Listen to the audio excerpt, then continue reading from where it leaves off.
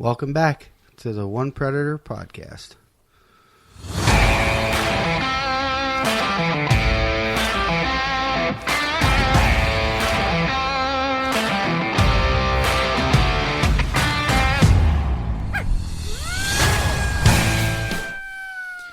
All right, another episode, One Predator podcast, take 2. Literally another episode.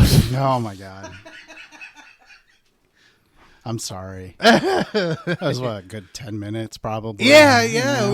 We were right into it. Rolling good too. And the light wasn't lit up. It's lit now. Yeah, we're good now. Okay. Quick sponsor, Rush Custom Collars, rushcustomcollars.com, all your hand calling needs. Defender training. You're looking for your pistol permit class. Those guys will help you out. They do all the training classes too, men, women, long range, home defense. You can find them on Facebook. And then you got DJ's Paracord. Well, double dog drags by DJs. Yep. DJs. You need to drag your dogs.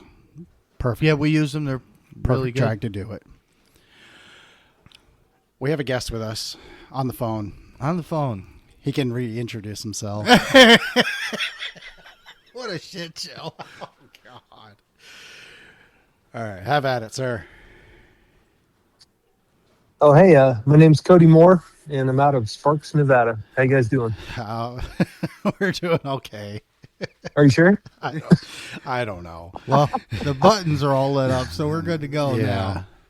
Well, if we got lights and all that, then we're good. Thanks for having me on, gentlemen. Oh, absolutely. We like to...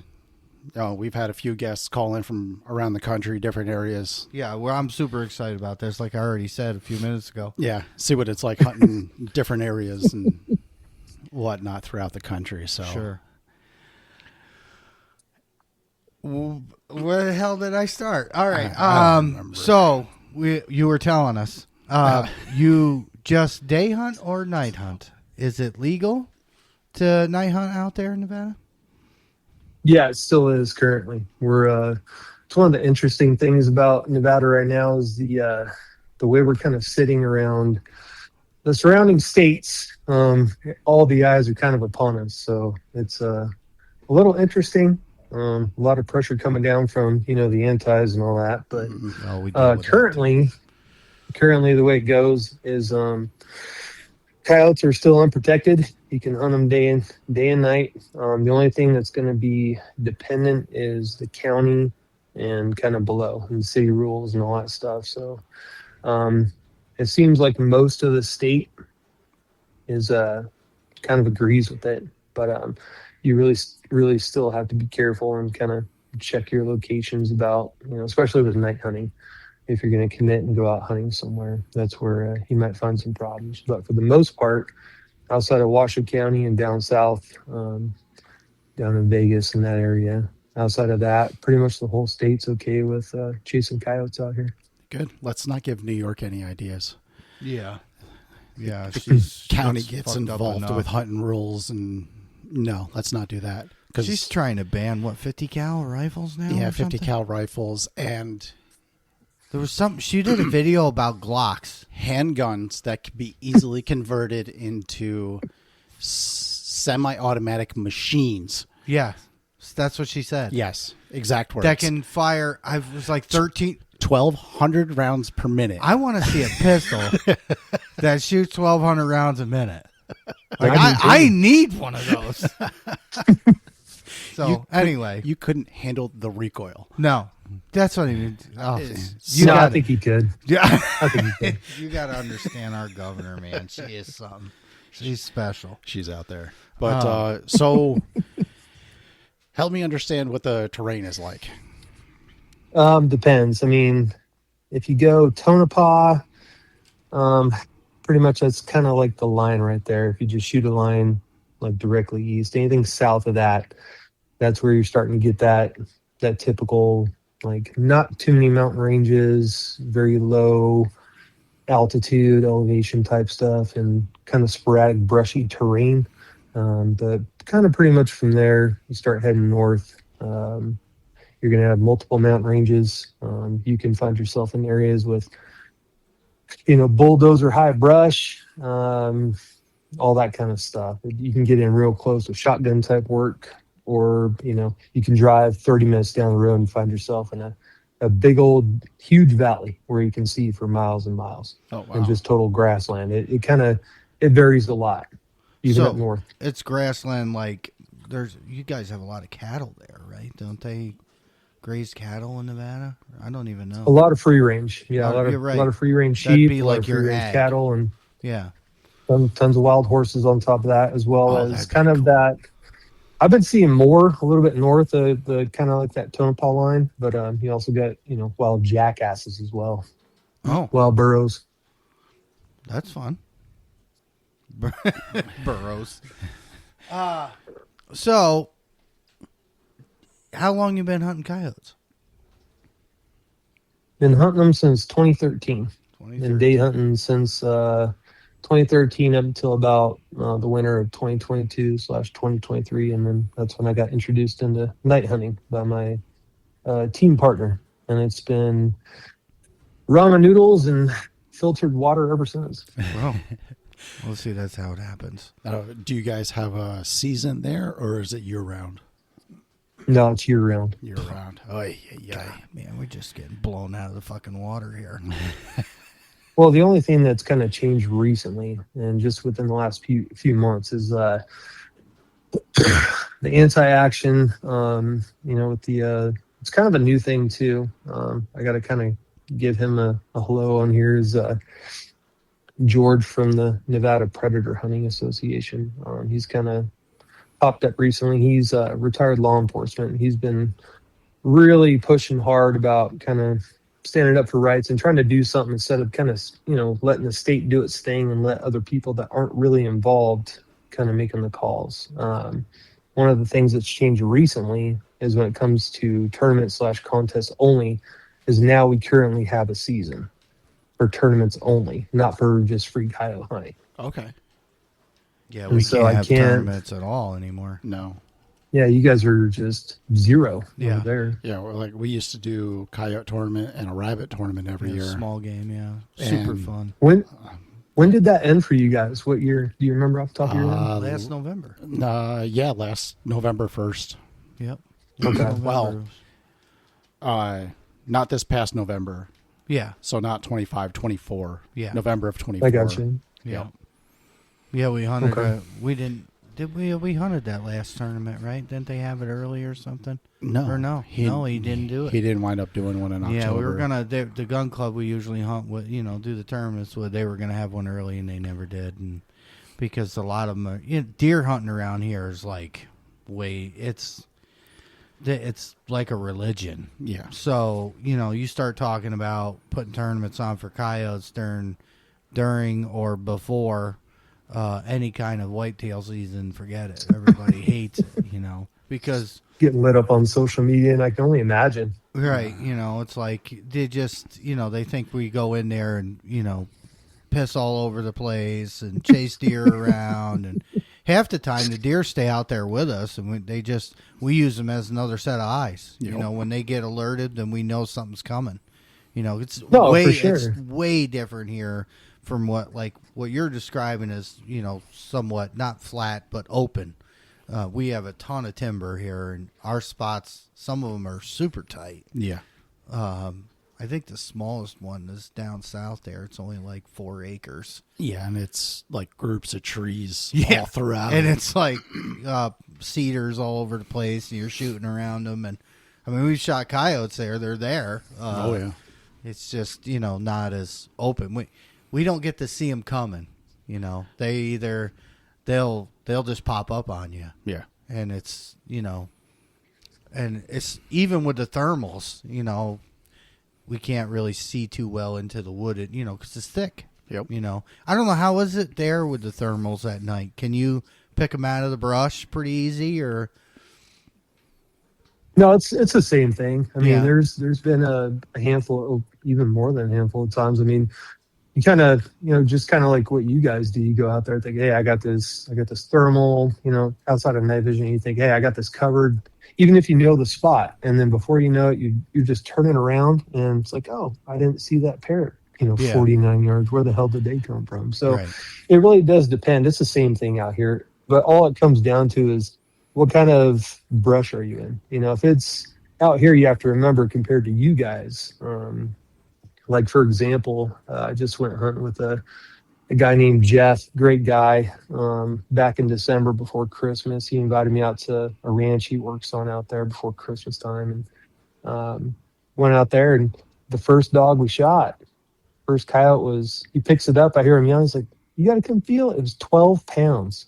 Oh my God. You know, so we're a lot smaller out here. So even in those areas where you have sporadic and shorter brush, I learned that pretty quick. Is you kind of get checked up real quick. They humble your ass. You know what I mean? Is, hey, we got this whole area covered, and before you know it, you got one right on your 6 o'clock. So, like, that seems very small. That's like that was a unique. I've never seen one that small before, but so you get them right around 30, 40 pounds out there.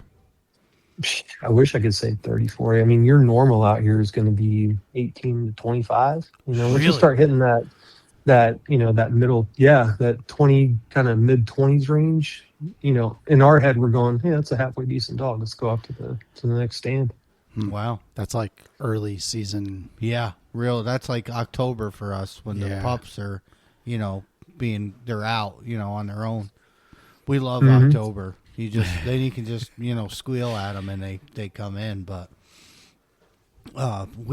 everything we've shot this year has been over 30. Yeah, I think so. A couple close to 50. I think my heaviest is 42. Yeah, 42, almost 43. Okay. Yeah, they're tanks out here compared Pierre's to high you. 43. Yeah. Yeah, if we were to get a 50 out here, it would be all over social. Like, hey, check it, Oh God, don't do one in a that. million. You shoot something big, do yourself a favor, throw your phone in the creek. Because do not take pictures of it. Because we had a guy in New York State shoot a wolf. And this was almost 5 years ago. 5 years ago, and they're still talking about it. And they just started bringing it up again, where they want to try and give us tags, and everything has to be weighed, and if it's over a certain pound, it has to be turned in for genetics testing and all this stuff. It was an isolated incident. Yeah. And it was Western New York, near Canada. Yeah, up by the border. So the thing had crossed over the border into New York, and it was stalking this guy. He thought it was a coyote. He shot it with a muzzle loader. Yeah, with a muzzle loader. He wasn't even coyote hunting. No, he was deer hunting. And then he puts it all over Facebook. Like parade. Oh, He's like, I shot. He called Guinness, I think, right? He tried to get it for the heaviest coyote ever taken in New York State. He went that far? And they're like, dude, that's not a coyote. Man. Well, the state asked for a tissue sample. Yeah. The state took a tissue sample, came back, said, no, it's a coyote. Okay. Then this guy up in Maine sees the post on Facebook, says, hey, can I get a tissue sample? He says, sure. Goes to taxidermist, gets him a tissue sample. The guy in Maine comes back and goes like, no, that's a wolf. Yeah, they took it from him. It's in the D.C. office up north. They mounted it. They taxidermied it and took it from him. And That's just not it's right. on display in their office. That's bullshit. But the biologist told me that. Yeah. She's like, I have pictures of it. Look. And I'm like, You confiscate it from the guy and then display it in your sure. office? Yeah, sure. Yeah. That's how it is around here. So do you guys still currently have a wolf season? Or No. No. Technically, there are no wolves in New York State. No, as much as everybody's this we'll get on this rant as usual. The fact that wolves and coyotes breed together is the stupidest thing I've ever heard. They're natural enemies, So people think, it's a wolf. I hear a wolf outside my house, and it's just a big coyote. Yeah. And them older ones that get up around, 48, 50 pounds, their howls, you can tell the difference. Oh, yeah.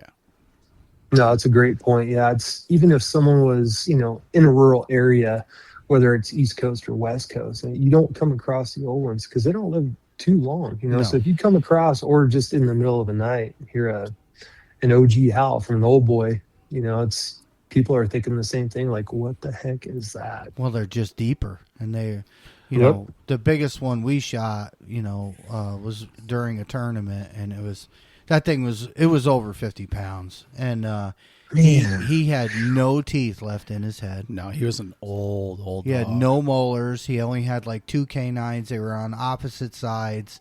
And that dog, it just came out like we were button pushers heavily back then. So, playing e-collar, and it came out on the left, and he just slow walked across that field. We have video of him. Yep. And he just, you know what I mean? Like, he didn't care. He wasn't cautious. He didn't give a shit about nothing. And then he got smoked by the best caliber ever made. But, but when I walked down there and grabbed him we didn't even have drags back then. No. I was like, oh, we got it. I called Josh on the comms. I'm like, oh, we won, dude. This thing is a tank. And we got beat by ounces. Yep. And the guy that beat us, he almost missed weigh-in. He was like... He was weighing in at another tournament. Yeah. And he had to drive. There was a haul from one to the other. Yeah, he was, because there was 2 going on. They did tournaments together. It was one gun club and another. So he went and weighed in on that one. Then he came here and weighed in on this one. And he had like 4 minutes to get there. And we're all standing there like, oh, fuck, we got it. And like, We got it. And we were super. Now, we were pretty green then. Oh, yeah. So we were stoked. Like, that was our first tournament, too. Yeah, that was our first one. There's guys around us that have been hunting way longer than us, and they were there. You know what I mean? And they were like, who the fuck are these guys? Didn't they give him a stink eye? Yeah. And it was like, I think it was like $800 too, or something. It was quite a bit of chunk money. change, yeah. I was pissed. Hell yeah. And then I brought my wife to the weigh-in. She was mad as a hornet when we lost. She was like, we should weigh that thing again. Ain't no fucking way. And I'm like, honey, it's fine. It's fine, honey. But calm down. All right? It's not a big deal. But we got beat by ounces. But yeah, they get pretty big here. How are your numbers? Like, you say you go to a stand. How many coyotes do you get on a stand? Do they always come in pairs? Do you get groups of, do you get a whole family group that come in? Is that common? Around here, I mean, whether you're kind of close to Washoe County, like I said, I can't speak for down south, but just in the rest of the state outside of the, what type areas, it depends on the time of year. Usually this time of year right now until kind of late February, that's where I get the best responses. Actually, coyotes are running in. Like, you barely get any like callbacks, and you'll get, a pair up to 5 or 6 just plowing through the snow, plowing through the sagebrush, just showing up, trying to figure out what the heck's going on. And they're not thinking twice about trying to stay backed off or anything like that. They'll come right up to your collar and all that stuff. For the rest of the year, outside of obviously breeding season and all that, what's average normal for around here? No more than 2, to be honest with you. Really? A lot of the time, just to kind of put it under the umbrella, is you'll have one show up, and you kind of go from there. Just always sit and just wait and keep calling, especially if they show up early. How long are your stands usually? How long do you stay on stand? I like Depends, staying a little obviously. bit longer. Yeah, obviously. But normally I find myself doing at least 20 to 30-minute stands, regardless of the time of year. Outside of tournaments, obviously. Right. Because then you're just called, nothing shows, you go. And Run and to the gun, next one. yeah. Yeah, and that's, that depends as well. If they're kind of within that kind of comfy range, especially during the winter, and it sounds like you might be able to, then I obviously have no problem sticking around and see if we can't get them to show up, especially if they go quiet right after the initial pop-off. I want to backtrack a little. Tell me about your first coyote. What got you into it? I've been kind of thinking about that question. Because I came back from no, it's all good. I grew up on the Central Coast in a very rural town in California. I'm only child, and so my dad drove for Coors, and my mom bred and raised Appaloosas, and we lived kind of in this very small town called Creston, and you know, all the time I'd be hearing coyotes and coyotes and coyotes, and then we also had chickens and stuff like that too, and consistently, I would always wake up going to school, and you'd see a trail of feathers going up this hill to the south of us. The suckers would come in, dig through, grab my chickens, and then I'd wake up and okay, well, we have to get some more chickens. And so one day, if I had to guess a year, it'd probably be like 92, 93, somewhere in there. Okay. Over a weekend, a friend of mine from another ranch down came over. Was like, "Hey, you know what? We're gonna go hunt these coyotes." And we had an old World War One bayonet and a cat gun, and we waited till nighttime, and we decided we're gonna go hunt them. And we made it like, I don't know, 50 yards past the barbed wire, and they started howling, and we turned our asses around and ran right back to the house. And I think it was something about that kind of inspired me to start hunting coyotes. I don't know what the trigger was around 2012, 2013, but I think that's kind of the baseline where it got kicked off from. And you were daytime hunting then. What kind of rifle were you using? 223. Had an old Colt M4. Oh, really? That's freaking awesome. Because I was like, well, I didn't know any other good weapons, so I was like that comfortable with. I knew, okay, well, I got to use something that I'm comfy with. I don't have to think too much about, from the military and stuff. And then been using that one up until just this last December. I kind of made a thing to myself about 5 or 6 years into coyote hunting. I'm like, okay, well, if I really do stick around at 10 years and I really like doing this, then I'm going to really invest in really good equipment, build a custom rifle and all that stuff. So that's what I did last December. Nice. She's not totally retired yet. She's still in the arsenal, but it was a 223, little Colt civilian M4. That's freaking awesome. And just a day scope on it, or no scope? I was just using a day scope on it, and now that one's on the 243, and I got an old ACOG with a history on the M4 now as a backup / day rifle. Oh, that's cool. Yeah. So what are you running now? I kind of got in touch with a gentleman named Blaine out in Utah. He runs a company called Desert Predator Custom. And we talked for a while. I kind of let him know what I was interested in, what my plans were, what I was going to be using it for, and all that stuff. And I built a bolt action 243. 243, yep, that does good. So what I did was the first thing I brought. I was like, okay, well, I'm gonna use you, but I kind of have an idea because I can use a discount for because I talked to all the different companies before. I'm like, hell yeah, go ahead and let us know, send us your info. So got a 24-inch BSF 1-in-10 twist barrel. Did a Defiance action. Got a Ultradyne chassis. I got some worn scope mounts for now until we get a thermal up on top there. And then what else did we do?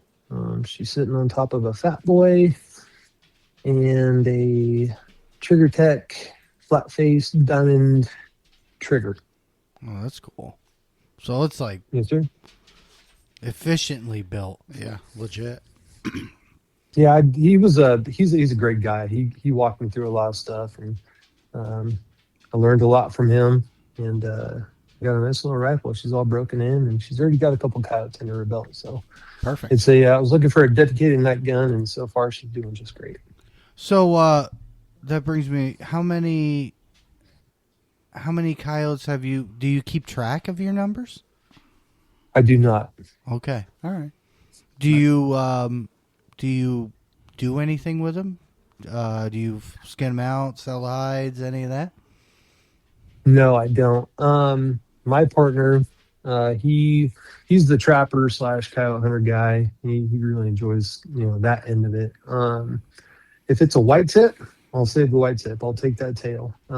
There's a few folks, not in California, that enjoy maybe or maybe not a skull and some teeth to make necklaces, stuff like that. And I'll always kind of check in and reach out for to a certain number of folks to see if they want or need anything outside of that. Then I'm just feeding the local golden eagle and turkey vulture population. Yeah. What kind of optics are you running? I've had a Trigicon AccuPoint 3-9x40 as my day scope that I also use obviously for night stuff ever since I began, and it's still doing just fine. Like I told you before, I got the ACOG on the Colt right now just as a day rifle, and I have for night stuff. I have a Knockpix H35R handheld scanner. Okay. What resolution is that? 640? Yeah, it's 640. Yeah. Yeah, we looked through. Steve, a friend of ours, has a Knockpix. Yeah, you did. Yeah. I looked through that, and that thing was. That thing was clearer than my Pulsar, and his was 384, and mine's 384, and I still couldn't believe how clear it was. And I'm actually considering, because I need to buy another scanner. My daughter's kind of getting into it, and I've taken her out a couple times, and I can't not have something to scan with. She always wants to take the scanner, so I was like, well, I'll just have to get another one, I guess, so that's how it goes. What are you using for your call? So you're an e-caller guy? You use hand calls? Any of that? Yeah, I use both. Oh, good. I started with a Fox Pro Shockwave. I still have it, and I've never had any issues with it. And right around the same time, I bought some. I still have them too. Some really, really old hand calls. There was an old builder in Montana. He's not in business anymore. He actually messaged me way back in those days, and he's like, "Hey, I got this custom howler I turned, and it's got a little crack, and I'm going to send it to you." And that's where I started learning like open reed howlers and hand calls. And so now that kind of progressed into, I reached out to, I'm sure you guys will know the names. You got Kerry Carver. You got obviously Tori from MFK does the diaphragms. I got a handful, and I reached out to, I can't remember exactly, but off the top of my head, like 2 or 3 custom hand call builders, and just kind of mess like, hey, what's the most expensive wood you got? Because this is my hobby, and I'd like to invest some money and do something fun. So I got a handful of really, really nice hand calls, whether they're howlers or prey distress, stuff like that, open reed, closed reed. But yeah, I started with e-calls / off the shelf Cabela's / Shields. Well, not even Shields back then, just Cabela's type hand calls. So do you do both together like we do? Not all the time. I'd say 40% of the time. Well, at least you're a hand call guy. That's a plus. Because most people, for sure. it's, and I'm not, discrediting anybody for using e-callers. E-callers are great. We just, ever since meeting Brian and kind of set a new goal for us is to do things more old-fashioned. Mm-hmm. Hand calls are been around forever. So I mean, and it limits. I don't want to say it limits your sounds in a way, but it does. There's just so many sounds on an e-caller.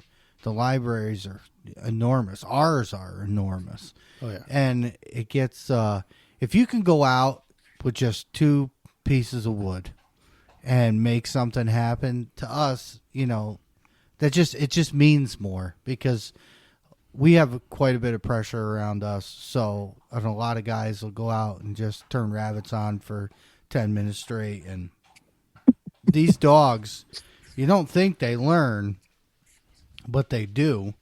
And they associate 100%. Sounds with, well, if I hear that sound, that I'm going to be more cautious. They're never going to stop eating or vocalizing or any of that. But we've seen even this year quite a bit. They'll come in so far and just hang up and look at you, and it's because and turn around and leave. Mm-hmm. Like you don't want to call too much, but you want to keep their attention, and they'll just. And we've had dogs. We had a pair come in on. I want to say it was a pup distress. I think it was Pee Wee Loco, and they broke out of the tree line. I don't know. They were far up here on the hill. They were like 700 when they yards. First came out. Remember when they first came out? No, it wasn't that far. It's still pretty far. It was like 350, 400. Yeah, so they had come out together, and they were literally standing next to each other.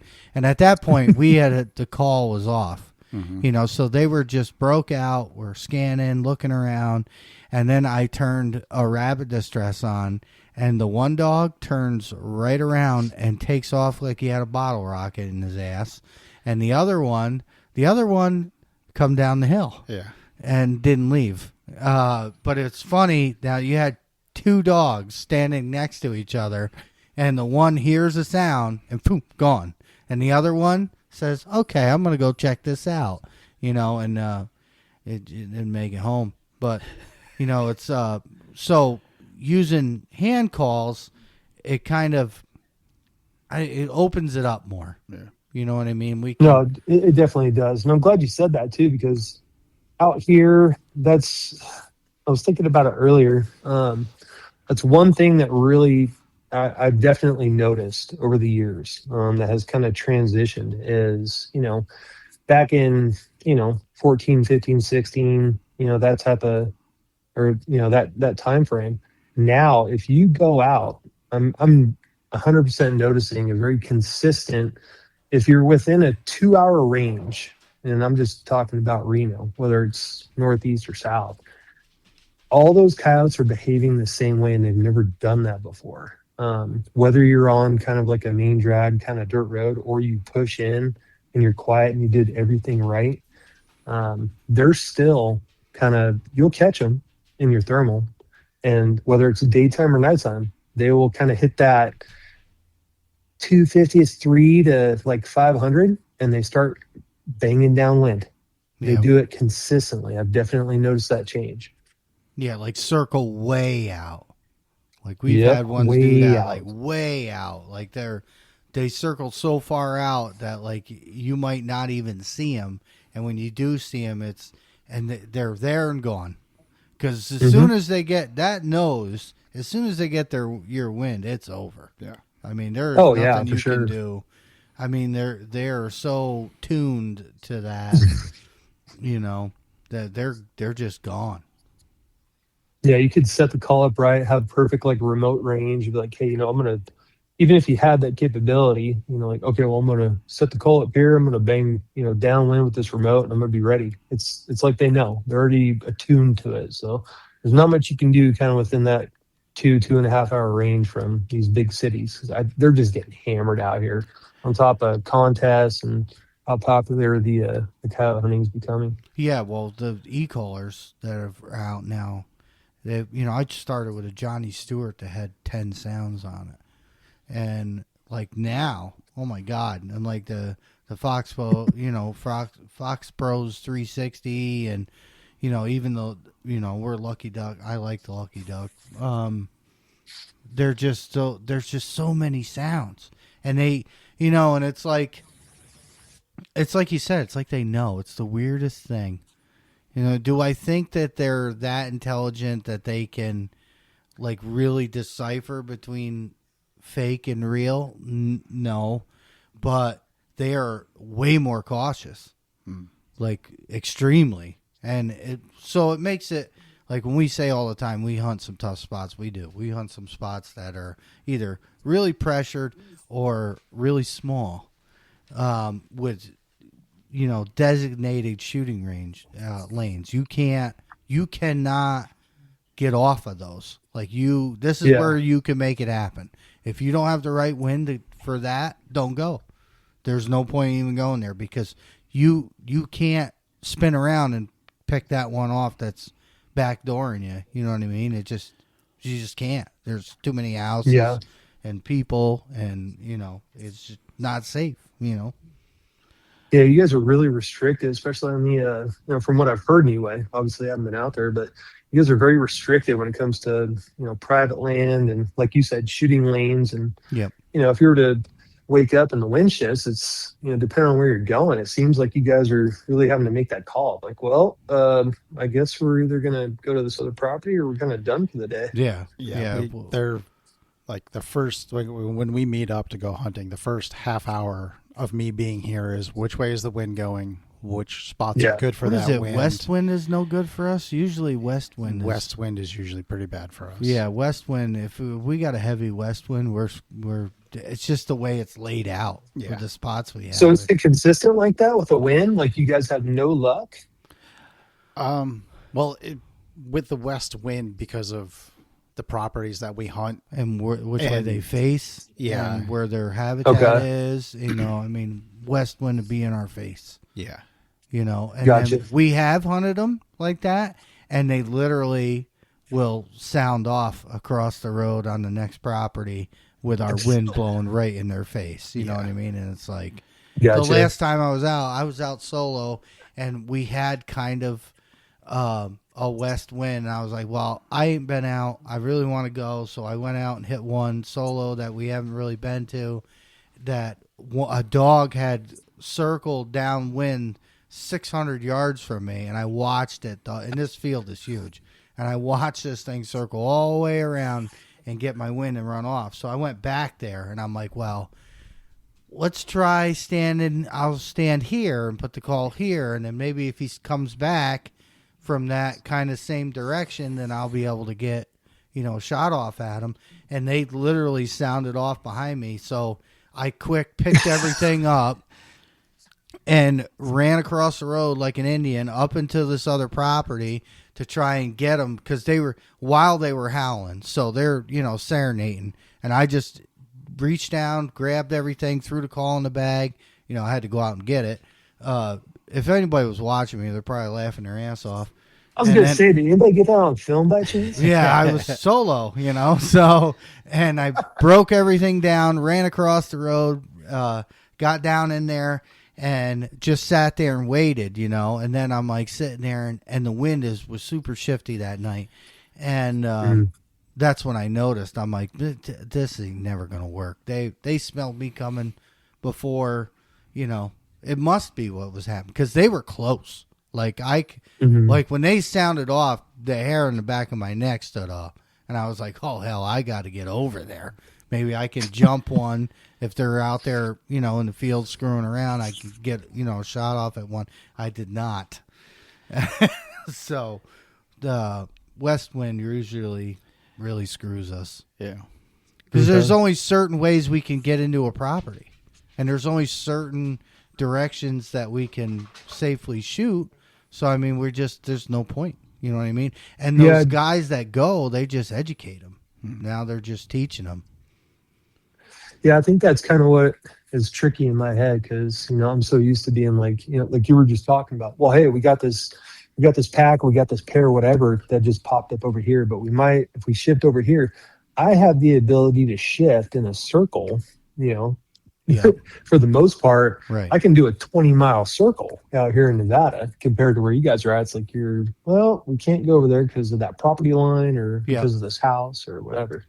And even we had Brian down and hunted with us, and we were at a spot, one of our tight ones that usually produces quite a few dogs, and they sounded off like 3-4 fields over, but that's 2 housing developments and so on and so.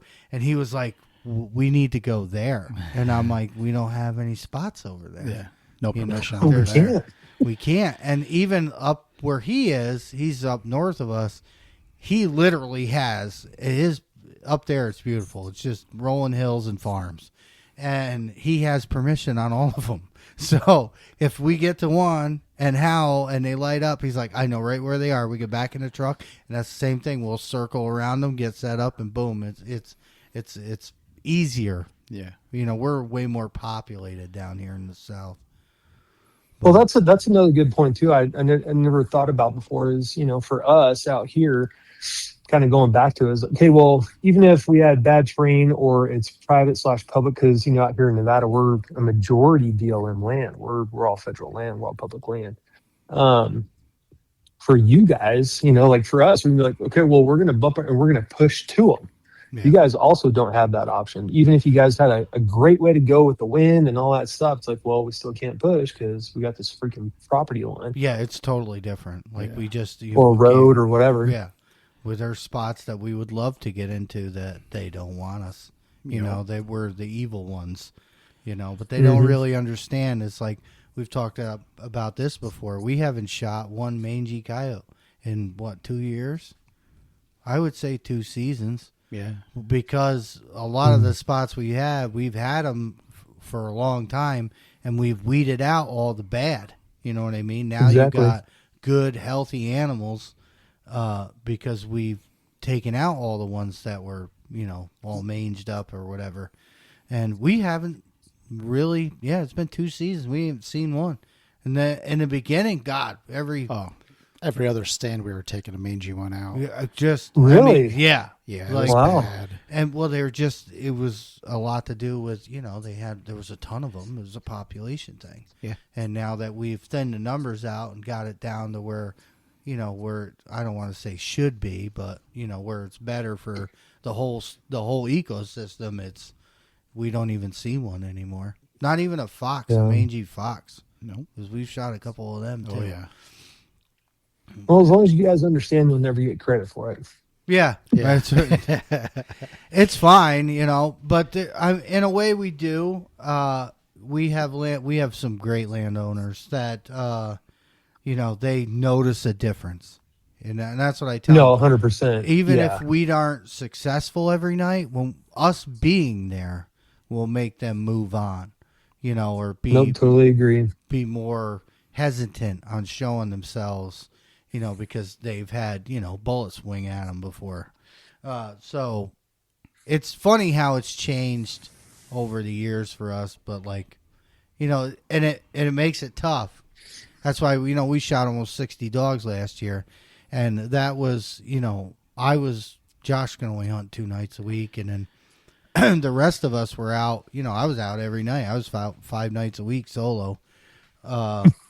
Just trying to, because we set a goal, we were going to do it, and then we smashed it, and then we were like, well, hell, let's keep going. Yep. And, Why stop now? right, that was a huge, and we've talked about this before. I can remember, in our early years, we shoot 4 dogs a year. We thought we were doing something. Mm-hmm. We thought, and now it's like, you shoot almost 60 dogs up here with the population density that we have. That's a lot of coyotes. I mean, Oh, yeah. And that's just us, not all the other people in the area that hunt. right. That's just us. So there's probably a dozen guys around us. Mm-hmm. All Easy. Well, plus you have to factor in, the amount of work that, all you guys have to do individually or as a team, knocking on doors and requesting permission, where you guys are at. Yep. Yeah, it's a lot. I'm pretty lucky in a lot of places we have, because I farm too. So, I know a lot of people, so makes it easy, and they want us there because there's an issue, they have some kind of pressure from predators, whatever, we have places that we have orders to shoot everything, right down to possums. They don't want nothing there, and then we have places that we can't shoot bobcats and we get quite a few bobcats here. But there's places we can't, they like to see them, And that's even this year with the foxes. We haven't really, we kind of let them go. I mean, I hate to say it, like the PA guys are probably laughing their asses off, but because it's like a huge sport for them to shoot. And they got some big foxes down there. Yeah. But we usually let them go because we're there just for the coyotes. It's not. I like having the foxes because I feel like the foxes for rodent control, they're better. I don't know. I guess better, more efficient than the coyotes are with rodent control. But we just kind of work our way through it. It's never easy. No. People think you can go out and build a rifle, buy an e-caller, and go stand in the field and think you're going to do something. Yeah, it's not the case. I mean, and you've put hours in. It's a lot of time, away. It is. Especially, we all have families. And it was something we could do when the kids and the wives were all sleeping, and we could all hang out and do something fun. And turned into all this now. Yes, sir. Now you guys got a podcast, and you guys are yelling at me. Yeah. Well, well, we just, we like hearing what it's like not here, because we talked about this all. It's like beating a dead horse. We see all these videos, you see things on social medias, and you wonder if it's really like that. Like, can you just turn a rabbit on and they run in for miles, Yeah. Hard chargers, like you're saying. We don't get those. We don't. Our dogs post up. They come in to where you might be able to see them, or they can see and and figure out if they can wind it, and they'll just sit there. Yeah. We've only had 2 hard chargers this year from prey distress. Yeah, everything else has been vocals. I was definitely looking forward to kind of hearing your guys' take on your guys' end as well, because not to rub it in the face or anything, but I'm so used to a huge coyote population, and with the public land and stuff, I'm not gonna say it's easy, but if you kind of half-ass know what you're doing, you can go out at night or even in the day, especially during the wintertime, and by the time you get home, you're at least going to have a couple dogs in the truck. And I kind of take that for granted, especially compared to where you guys are at. Yeah. Yeah, the first night of last year, the first night we went out, we shot 3. Mm-hmm. But we should have had 5 in the truck that night. I think we missed 2.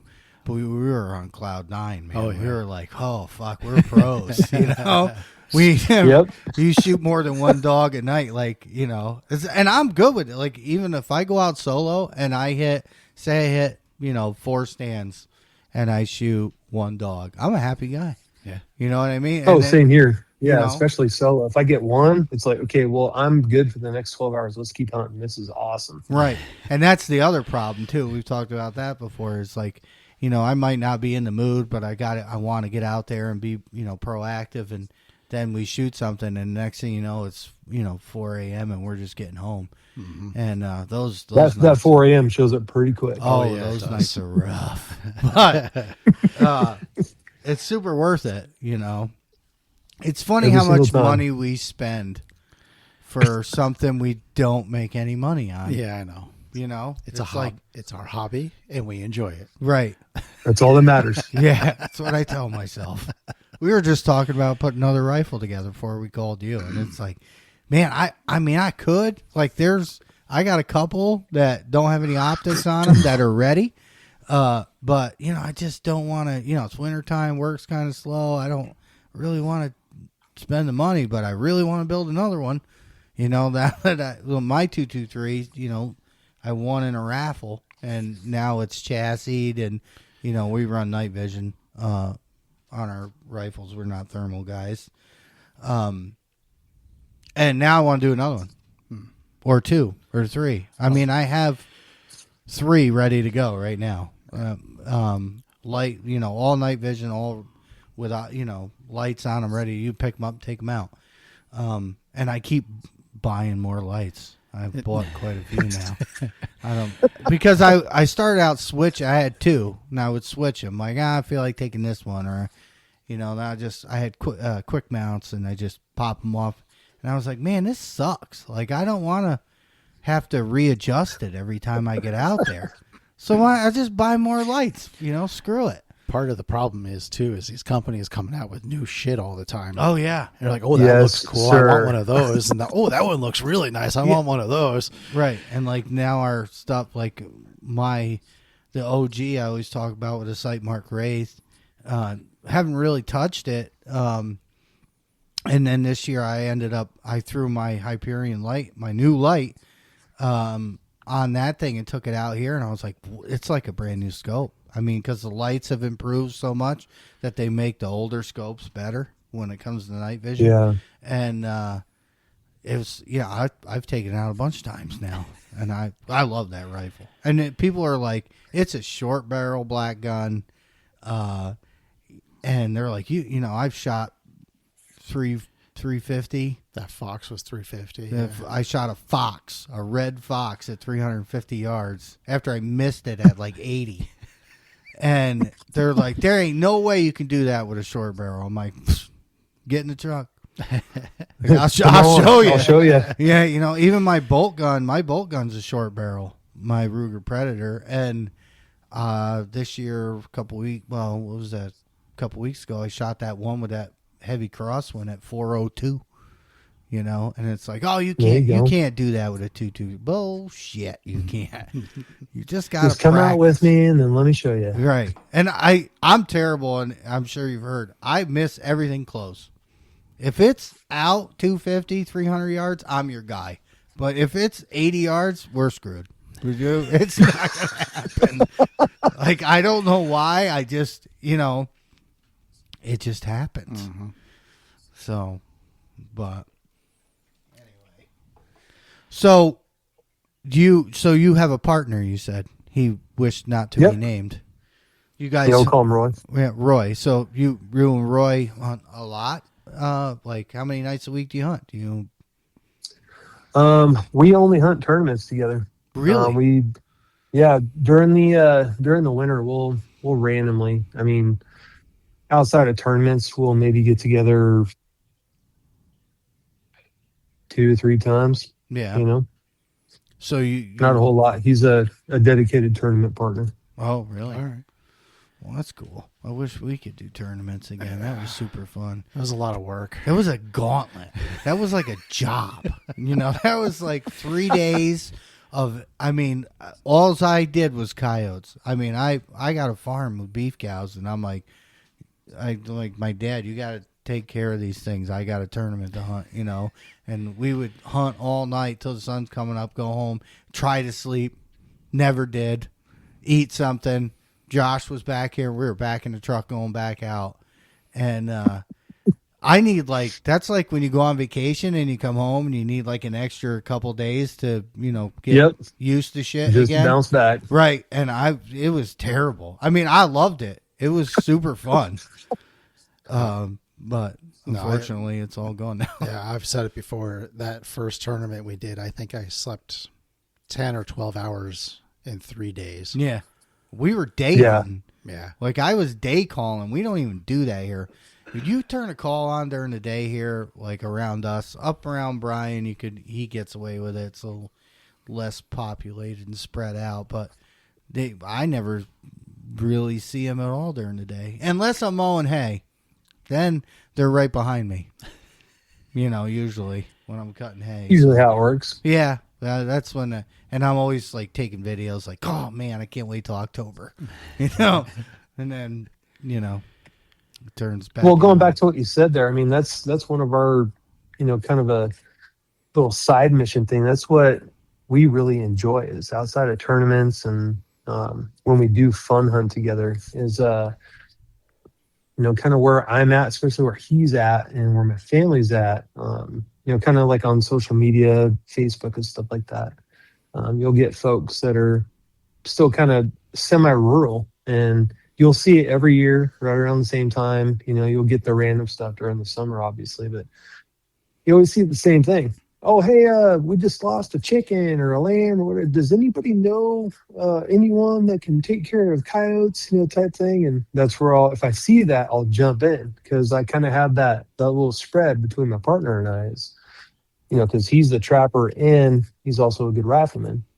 I just shoot. I've never even tried trapping before.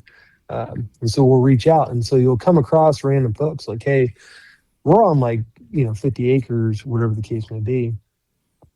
There's nothing better than being able to, get a response from that, go out and meet those folks. And like kind of what you were talking about, our hobby. Hey, we invest all this stuff, all this money into what we do. And those moments where we can take that and outside of tournaments and fun hunting, actually go physically help somebody out, Oh, sure. whether it's saving one chicken or, pick your poison, that feels the best to me. And I love being able to do that randomly throughout the year. That's our main goal, a lot of times. And that's the best part, and again, Especially when you get a thank you and, Yep. like a cool Christmas card or something like that. It really pays well, we off. ain't got I a think Christmas that's really card yet. important. That'd be cool, but Yeah. I get we have a couple that, when we're there, like, oh, let us know when you're going to be there. And they'll sit up and listen. Yeah, right. You hear the gunshots and, and they're like, oh, you got, how'd you do? I'm like, oh, well, we got one, missed another one, or missed out everything all completely. There's so many things just happen, it's just. But that's a cool part. I mean, for folks like that, even if you show back up at, 4, 6 a.m., it's like, well, hey, we hunted all night, but hey, I got one for you. They just have that big old smile on their face. It's one of the best parts. Yep. Yeah. Yeah, it's pretty rewarding.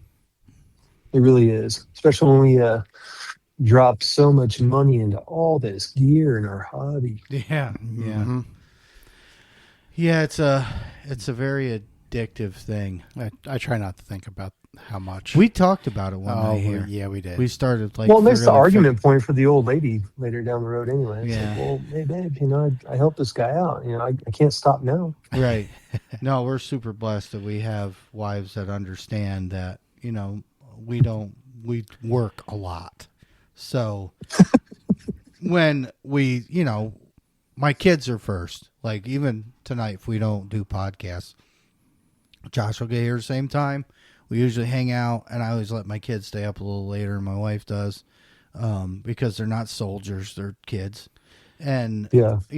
And then I have to wait until she works nights on Thursday and Friday. I have to wait for her to get home. So, and she's not home yet. She usually rolls in around 11. Then we finally get to go. And then like tonight, I don't even know if we're going currently because it's 5 degrees and I've kind of turned into a fair weather coyote hunter. Oh, come on, you got this. We went out. When the hell did 2 weeks ago? 2 weeks ago, yeah. Yeah, because we had a storm and stuff, so we were kind of screwed there. But Josh's gun blew over. Yeah, it was so windy it knocked my gun over. And we're Wow. like, no, we're gonna try it. We're gonna try it. And we went to a big property. Pierre was with us. We spread out, and because we use our comms, so we're always talking to each other. And his fucking gun blew over. And he was there were some words on the headsets that we don't have to repeat. But you can't say we haven't tried. Yeah. Even when it's shitty out. Like we've hunted in freezing For rain. We hunted one night, came home, it was raining when we left, it was misting, and then we noticed our coats were freezing. Because everything was freezing on us. And then we get back here and Josh falls out of the pickup when he gets because he got up and I opened the door and looked and I'm like, dude, don't. And I just see him fucking bloop. He was gone. He had already stepped out with his rubber because we wear high rubber boots, Yeah. mainly because of the grass and stuff, and we don't want to get wet. And he just disappeared. And all it was his arm up on the handle on the fucking door of my pickup. And I was like, oh yeah, it's pretty icy. So we definitely do hunt not, the best weather, but like lately with this Arctic air we got going on here and like we're out in it. Well, he's out in it all night playing with the railroad, and then I'm out in it all day on freezing waters and dealing with that and snow and everything. I don't want to. But No, I get you. I won't lie. There's definitely plenty of times where it's like, oh, man, Right. I do not want to go do this right now. But then 3.5 hours later, you find your ass out there going, ugh, I'm so glad I came out here and did this. right, Yeah. right, that's definitely happened to us too. So you guys, so you don't hunt that often together, is what you're saying. So you do a lot of solo hunts. Yeah, a ton. Yeah. Well, it gets pretty lonely. I've been there for sure. Now, do you? So when do you usually start? Do you have kids? I mean, we didn't even ask that. I mean, I don't know. No, you're good. No, I don't have any kids. Oh, so you don't have to worry about any of that stuff. It's just kind of whenever you want to go, you go.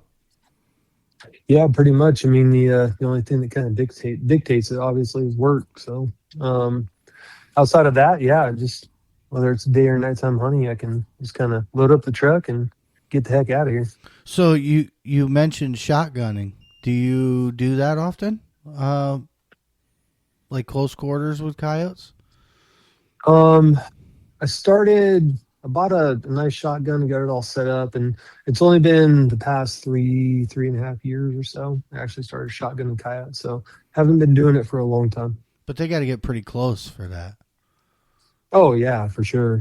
So And do it's you hunt like very heavier, enjoyable. like heavier brushy spots that you have and tuck right in there and wait? Or, I mean, use your e-collar, obviously. You said they'll charge that. They won't do that here.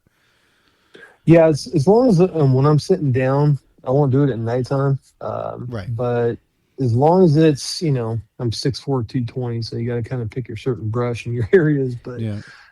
yeah, as long as it's a little bit over my head and it's kind of consistent, and I know that they only have certain lanes that they're going to be able to choose, especially if I know that area, then I'm definitely completely packing up the shotgun and it's sitting right there on my lap. Now, when you're calling, do you do a lot of prey? Do you do more vocals? Or, I mean, obviously it depends on the time of year.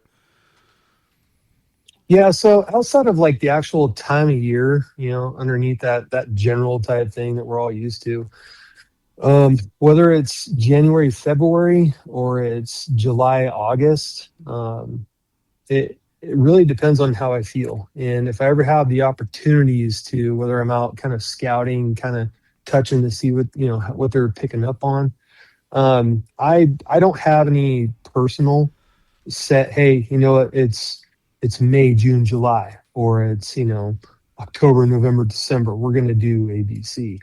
I like to kind of give myself a little. I always like to touch off with, regardless of time of year, with a little bit of prey distress, whether it's hand calling or e-calling. And I kind of base it from there, but I have no like set stuff. You just kind of wherever. We're kind of the same way. We don't. It depends on right. If I've been to the area and I kind of know the coyotes, that's different, but I'm still going to kind of test what the heck they might be feeling that day. Right, because you don't know. But yeah, I have no freaking clue. I wish we all did. But right, it'd be so much easier. I keep the very basics, like the fundamentals, for the time of year. But outside of that, if I show up somewhere, I'm just like, you know what? That hill over there with this full moon, I haven't really heard anything tonight. I'm gonna pop off, whatever hand call or something like that. Or I might just crank her all the way up and I'm gonna screw this place up and just howl the crap out of it. Yeah, and do you see like a pause with them, or do they come usually respond pretty fast to the howls? Because like ours lately, they're not saying a word back. They're just like, we'll howl and do a male and then or a female and then a male, and a lot of times they just kind of show up. They don't. I've had it vary so much, whether it's kind of close to an urban area or being out in the middle of nowhere. The one thing I can speak on is that I've noticed consistently since I've been hunting coyotes is it seems like the farther out in the middle of nowhere you are out here in the West, you might get some, if they're interested, they might respond, but they shut down, they shut up, and then before you know it, that's where you have the ones, that are kind of sneaking up your back door, or, coming over to say hi and you didn't notice them until the last second. It seems like the uneducated ones are the ones that maybe might give you a vocal response, but then they shut up and they're taking the time sneaking in to, come do their work. Yeah, and that's where I think a lot of people kind of get freaked out. You read all these Facebook posts like, "Oh, I'm just starting out. and I have coyotes. They howl back. I howled. They howled back, and then they never show. What do I do? And like Brian says all the time, if you got good wind, you can get closer to where they're talking from, which we do a lot. Then do that. But a lot of times guys get too eager, and they just want to push buttons and play a sound, and it's just not that simple. It's like not where you can just play a sound and a dog shows up and boom, it's done and over with. We've had plenty of stands where we've been there. Now our stands, I like to push them out longer. Depending, well, I can't say that. Well, it depends on where we're at, which place, which farm we're on. If there's a ton of habitat where it's going to take them time to get there, then I'll stay there over an hour and spread my calls way out, even my vocalizations. And then they'll, sometimes you get lucky, sometimes you don't. But like there's spots where it's very limited where they could be and where we can access them. So we'll just, 30 minutes, boom, in and out, that kind of thing. Always wondered, I think about this valley you were talking about, and I can picture myself sitting there and seeing coyotes coming over the top of the other side, in like full sprint, just like on the videos, and I'm like, man, like I kind of want that in my life. We don't get that. You might get a little bit of heat in the woods and they're like, oh, we think we got something, and we lose it because it's dense.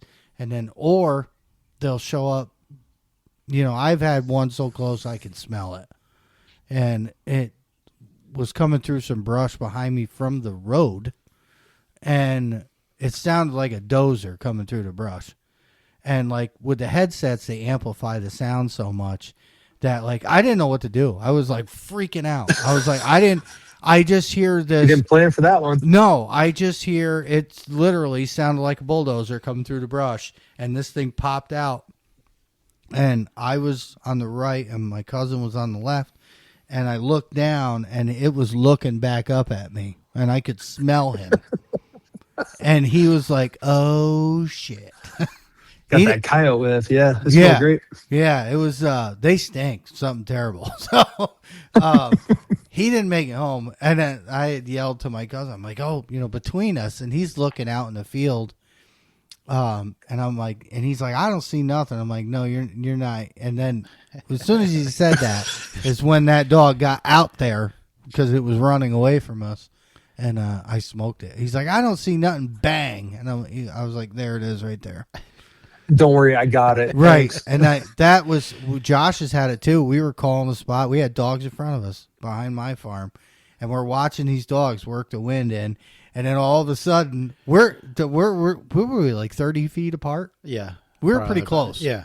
And all of a sudden, I see this flash out of the corner of my eye, and the damn thing went right next to Josh. And I grabbed the headset, and I'm like, did you? And he goes, what do you, there's nothing I can do about it. It ran right between us and ran out in the field and took off. We shot a dog that night too, didn't we? Yeah, that was the night you kept yelling at me. If you say on the right one more time, I'm knocking your scope off. They were always coming out on his side. Every spot we went to that day, he was like, on the right. And I'm like, shit. No, that means I can't shoot. You're going to sit in the truck the rest of the time. Yeah, I was like, I was lost, and but we like to try and teach people, and I don't want to say teach because I don't think we are pros at all. We just, I think, have a ton of time out there in our area to have a little bit of, to say, experience. So like, people get discouraged, they're like, oh, they're hanging up and they're not coming out. Well, what's going on there? What's your wind like? Can you move to that other property and get on them? Don't just sit there and, play, push buttons. And because now they're just like, no, they'll just lose interest and leave. No, I agree. That's, nowadays, I'm 41 now. That's where my head goes. It's like, okay, well, I'm still accruing a ton of knowledge and I'm learning something on almost every single stand. Every night. When I get to the point where, I can't get my ass out into the field anymore. Is there something I can do with this knowledge? And um, I don't know. It's kind of tough because I think how popular, kind of to feed off what you're talking about, how popular it's getting and how fast, how rapid that's happening. Especially when you combine obviously social media and stuff. Is anybody that's, and I know you guys see it too, is anybody that's brand new or just starting out, they just got their first coyote, whatever, they're really kind of basing it off of, well, I watched this YouTube video, or this social media post said to use this sound to buy this collar and use this caliber. It's like, well, that's where my brain goes. Like, well, dang it, like there's still a bunch of us that are around there, still mobile for the time being anyway, that have a pretty kind of cool wealth of knowledge before the internet days, or just right at the beginning, that can still run hand call, we have certain tricks of the trade, especially when it comes to like you guys, for example. Something works completely different on the East Coast compared to me out here in the West. And I wish there was a separate way we could kind of like interject real quick, like, hey, don't go spend $1,200 on ABC. Like, come hang out with us for a weekend. We want to show you a thing or two before you get started and spend all that money and think you have to do that. We can show you can actually pull this off with like a couple gas station burritos and a hand call and a shotgun. Man, those are rough. Yeah, they are. We've had plenty. I think that's why the owls always show up. I blame it on the gas station burritos. Yeah. I can call all the owls you want. Let me tell you, I've been attacked more than once. Yeah, me too. So I wanted to bring it up since you guys were calling. Just as a side note, I want to let you know that you're not the only one. You're not alone, and it's so bad that I started recording since last year. So I'm going to put together a whole like little video series, and I'll send it to you, because I'm not joking. I think it's just as bad as you. Like, I'm getting lit up by owls, and I don't know what it is. Yeah, it's weird. I've been so close. I can feel the wind off their wings. I've seen them like over my head, especially with the hand calls. That's the only thing with hand calls is you kind of put the sound right where you're at, so it's something to keep in mind. And you can be out there, and not have a problem at all, or you could be out there and do some whimpers and a black bear runs out of the woods at you full spray, and I went home. I was like, nope. I don't blame you. I saw the size of that thing. Yeah, that was the smaller one of the two bears that we've been confronted with, because we carry sidearms, and that is why, because not for the owls, but for the damn bears. The bears. Yeah. Well, they just stay out here because it's warmer. Not now, but it's definitely. But that the the things that happen to you in the dark, and then you try to explain it to people, and they're like, "What?"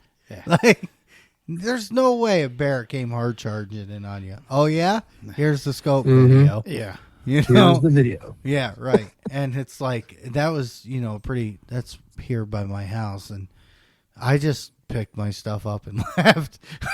And I was so mad too, because I had trail cameras there, and I had a ton of activity from coyotes in that field, and I was like, man, the wind is good. I'm gonna go out solo. I'm gonna do that. I'm gonna shoot 2 coyotes tonight. I know I can shoot a double tonight. I'm gonna try.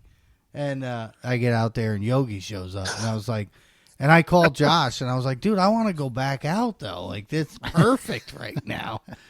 And I ended up there's a VW bug out there. Like, yeah. And I've said this before. Like, I know what an owl's gonna do. If you blow in a rabbit call, he gonna Top Gun your ass. Like, he gonna dive down on you and all that stuff.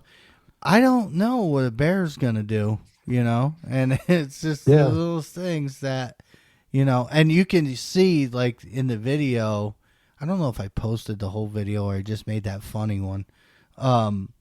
If you watch the whole video, you can see when he hits my scent cone, and he just puts the brakes on. and he just stops. And at one point, I thought he was going to stand up, and then I was really shitting my pants. And I was like, Well, the problem is too, now that you got that in your head, and it's like, Right. well, I really do want to go back out, but and that it's like, okay, well, 3 nights later, well, I know that sucker's out there somewhere. oh yeah, no, he's still around. It's like I just hate it when I'm solo, not because I'm afraid. We usually position ourselves so we can watch everything. When you're scanning, and I rotate when I scan, so I just circle. Even though I'm hunting a certain wind, I still circle. And Yeah. you can't cover it all. You just can't. Nope.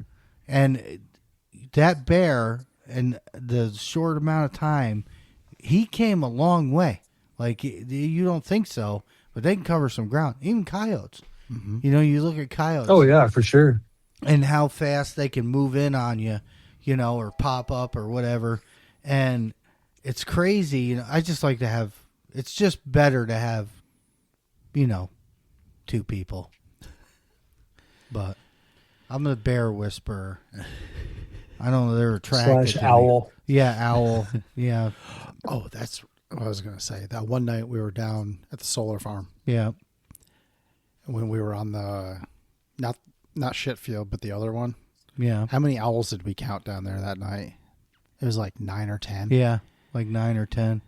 Just And I played like a tiny bit of rabbit. Yeah. Like a tiny, tiny bit. you're just scanning the trees with a thermal. It's just owl, owl, owl, owl, Yeah. owl, like almost all the way around. That's what we us. were doing. We were just looking at owls. Just all waiting night for long. your ass. Right.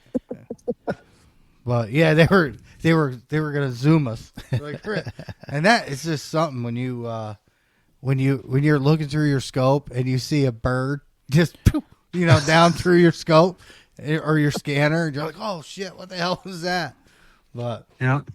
I'm glad it happens to you too, and not just us. Hey, well, the feelings are mutual. Like I told my old lady all the time, it's like, she didn't believe me, and I was like, I'm just going to start recording. You'll see. And then, over this past winter, she's like, okay, yeah, I believe you. I see what you're talking about. Right, and like we have I told you. we have screech owls, and sometimes they'll fly in and land above you, like if we're on a tree line and you don't know Yep. it, and then they let off this scream, and it's like, It makes you jump for sure. Yeah, I don't care how badass you think you are. If that pops off without you expecting it, Oh yeah. you you better have some good friends so they don't tell any stories later. Oh, my God. my buddy Steve, who we got him into it. He's pretty heavy into it now. Good. One night we were out, one of the first couple nights, he got some spots. I'm like, all right, let's go. I'll call for you.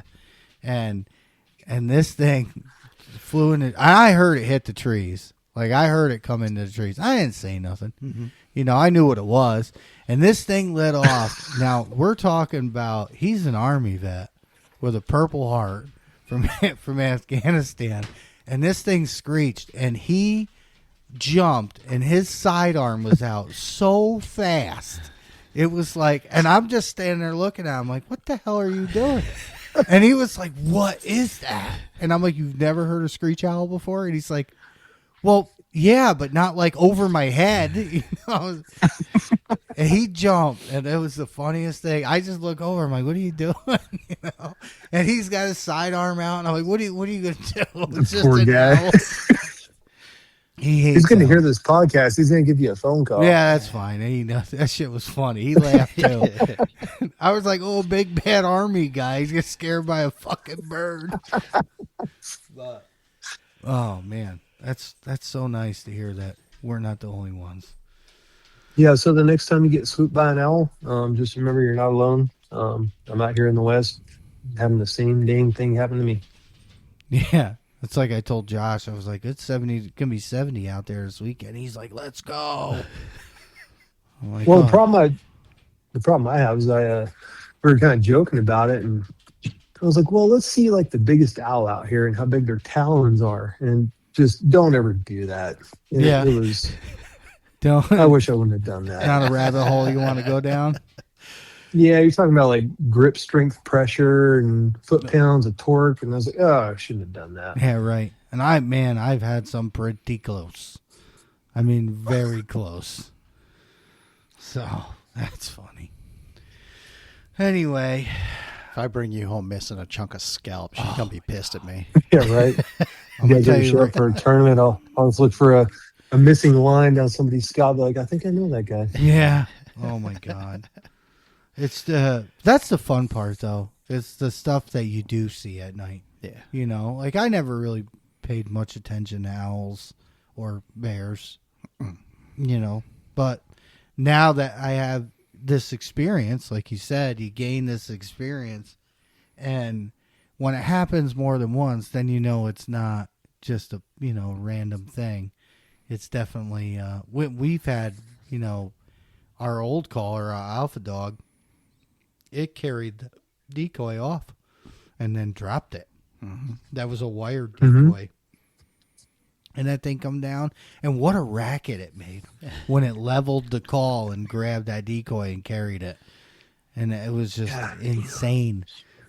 It's insane. Yeah, some of the things that we see at night are pretty interesting. They always make for great stories, that's for sure. But like you said earlier, it's when you're talking to a regular person, not a crazy, predator hunter, they're always like, yeah, right, or, oh, that's cool. It's like, no, you don't understand. Right. Right. Well, all you got to do is just stay up all night and stand in a random field, making sounds of death. Yeah. Mostly, and hope that something that is going to eat that is going to show up. It's like crazy. It's super crazy. And like bobcats, they can be pretty aggressive. Like if you're in the timber calling and stuff, like daytime and stuff like them things will jump right on you if you're hidden enough, because bobcats they move. It's not like a coyote, they're like a straight line. Like they hear a sound and they go to it, and you don't even know. Mhm. Like we'll be scanning and then boop, and then boom, there it is. And they're just so quiet and sleek, and they just blend in. I don't know. It's crazy. And that's another thing I never paid much attention to until now. Yeah, out here you have to, as long as you're halfway smart, you have to remember, especially out in the rural areas, or if you're, driving your ass out there a couple hours or so, you have to remember there's mountain kitties out there too. Oh, I was going to ask you. Well, especially out here too. Like, I can say it out loud now, and I'll send you guys a message, or kind of keep in touch and let you know how it's going, because obviously I have a couple folks that have kind of kept me in the loop, but I couldn't say anything out loud. But now it's for sure, it's out there. So the gray wolf population has crossed the California state line, and now we have them in Nevada, over here in Washoe County. And I can tell you right now, Washoe County is not prepared for it whatsoever. Ooh. Really? Have you seen one? Yes, sir. I have not seen one. I've been wolf hunting one time in Idaho, but I have not seen one yet over here. I don't hunt in Washoe County. I don't coyote hunt in Washoe County anymore, because I had almost back-to-back close calls with other coyote hunters. Oh.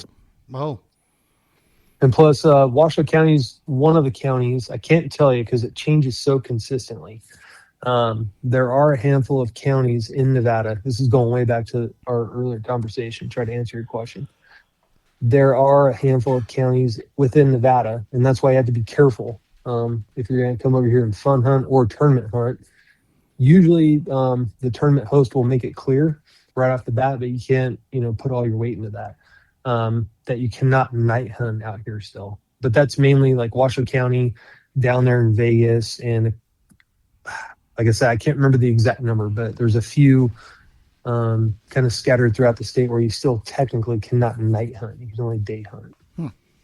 Tell me about the mountain lions. I want to know more. Have you seen one? Have you called one? Well, you obviously never called one. Seen them, right? No, never called one. I've never seen one. Yeah. My partner, Roy, I always, every year, whenever I renew my hunting license, I always get myself 2 mountain lion tags, just in case one does come into the call. I have yet to see one. I have yet to call one. I have yet to kill one. Boy, that'd be awesome. Yeah, it'd be wild.